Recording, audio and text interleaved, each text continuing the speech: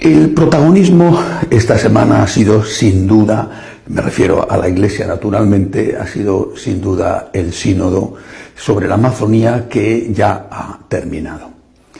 Con dos cosas distintas, probablemente relacionadas. Por un lado, la cuestión de los ídolos paganos que han girado en torno al sínodo todo el tiempo, y por otro lado, las conclusiones, sobre todo lo referente a la petición para que se ordenen hombres casados. Ya comenté en su momento que el día 4 de octubre, la víspera de inaugurarse el sínodo, tuvo lugar, era el día de San Francisco, tuvo lugar en los jardines del Vaticano un acto en el cual se plantó un árbol como un símbolo de un sínodo que iba a estar dedicado, al menos en parte, a la defensa de la naturaleza allí en aquella región amazónica. Bien, plantar un árbol es una cosa estupenda.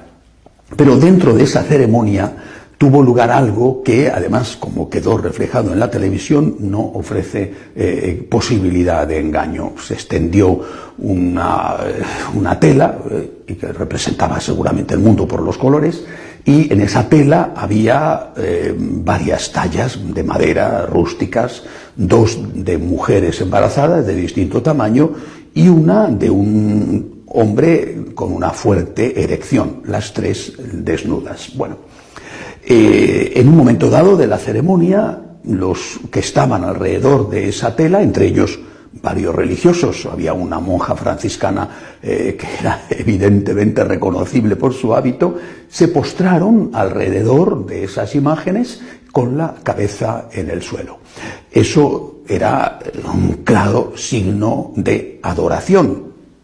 Si nos dicen que eso no es adoración, pues tendremos que creer que el pulpo es un animal de compañía. Algo que nos digan que es que, qué sé yo, a la monja se le rompió el rosario y pidió a los compañeros que buscaran las cuentas que se habían quedado desperdigadas. Aquello fue un claro gesto y un signo de adoración.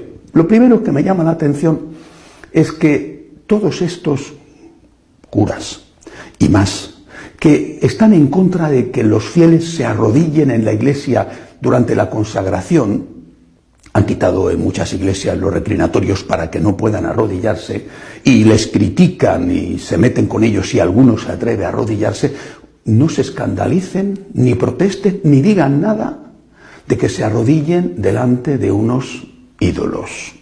Es muy significativo. Bien. Naturalmente ese gesto no terminó ahí. El Papa estaba delante cuando esto ocurría.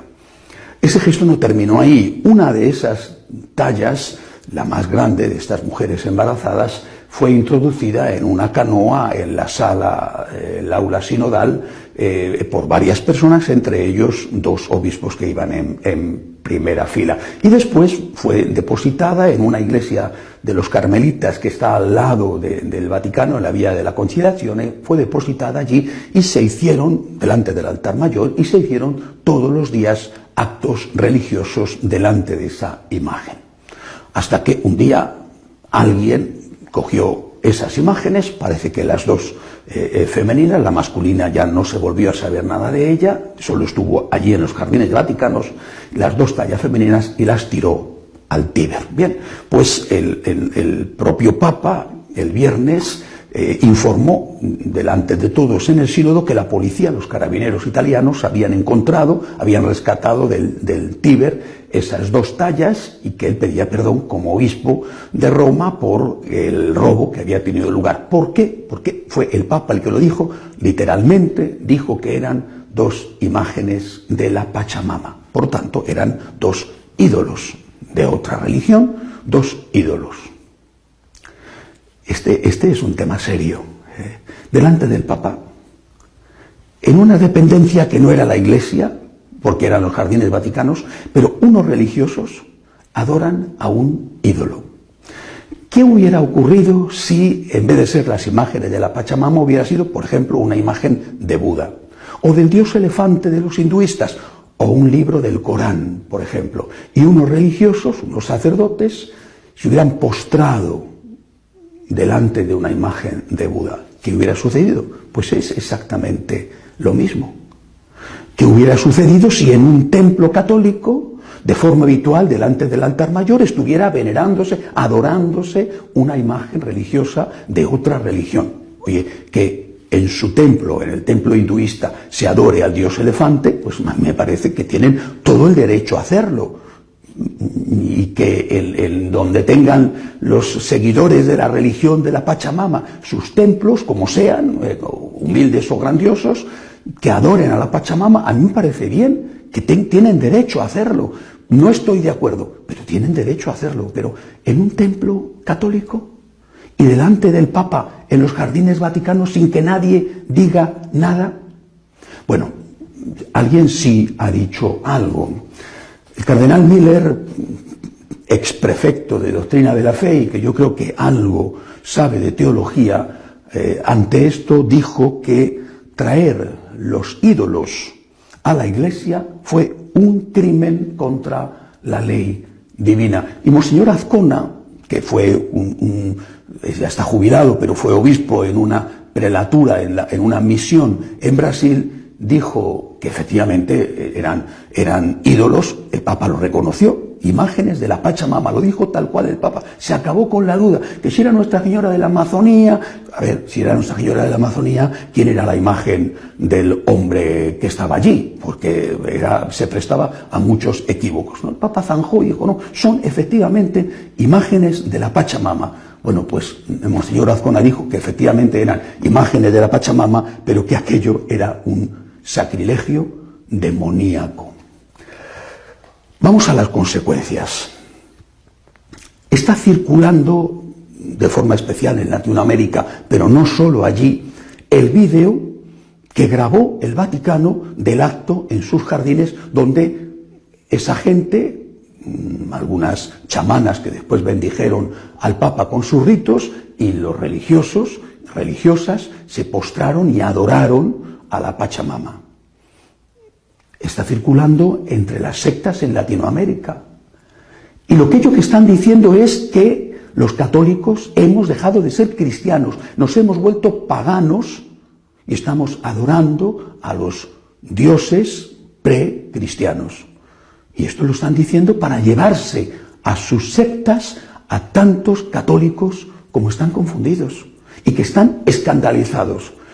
Por supuesto que hay que insultarles, y algunos les insultan, les dicen de todo, sí, pero esos católicos insultados que están escandalizados son la mayoría de los que van a misa y de los que ayudan con su dinero al mantenimiento de la Iglesia. Y están sorprendidos y escandalizados. Otra consecuencia, y ahora, ¿qué tienen que hacer todos los sacerdotes que en determinados países de una forma especial están luchando contra la santería y contra la brujería? Cuando los santeros les están diciendo, pero si nosotros hemos sido agazados por la Iglesia, si han adorado a una de nuestras deidades delante del Papa y aquí no ha pasado nada. El Papa no ha protestado, no ha dicho esto de ninguna manera, o que lo hagan, pero los religiosos no. ¿En qué condiciones quedan estos sacerdotes que están diciendo que la brujería hace daño a la gente y que están luchando contra el sincretismo dentro de la Iglesia? Es un tema de una importancia grande. Yo no sé si a esto se refería el Papa poco después, cuando él dijo y criticó a lo que él llamó las élites católicas que se fijan en cositas, dijo el Papa, en cositas, en lugar de fijarse en lo grande. No sé si se refería a esto. Esto, desde luego, no es una cosita. El Papa también dijo, citando a Peggy, que había algunos de esas élites católicas que no tenían en cuenta los desafíos del hombre moderno y que no amaban a nadie y que por eso creían que amaban a Dios. Bueno, y citando a Mahler, dijo que la tradición no podía ser una urna de cenizas, sino que tenía que ser la raíz para el futuro, la fuente de energía para el futuro. Creo que Mahler lo decía en otro sentido. No es una cosita adorar a un ídolo en una iglesia, sea la Pachamama, sea Buda o sea el dios elefante. No es una cosita. No digo yo que el Papa lo dijera en ese sentido. No sé a qué se refería cuando criticó a las élites católicas, que no sé a quién eran, élites católicas, y no sé si se refería a esto o a otra cosa con lo de las cositas. Esto no es una cosita. Vuelvo a leer lo que dijo el cardenal Miller. Traer los ídolos a la iglesia fue un crimen contra la ley divina. No es una cosita, es algo muy grave, muy serio y que tiene ya importantes consecuencias en la evangelización. Segunda cuestión de la semana, las conclusiones del sínodo para la Amazonía. Bueno, dos sobre todo. Por un lado, la petición al Papa para que se ordene a hombres casados, en un primer momento circunscrito a las regiones de la Amazonía más alejadas donde no pueden llegar habitualmente los sacerdotes. Bien. Petición para que se ordene a hombres casados para poder llevar la Eucaristía a estos sitios.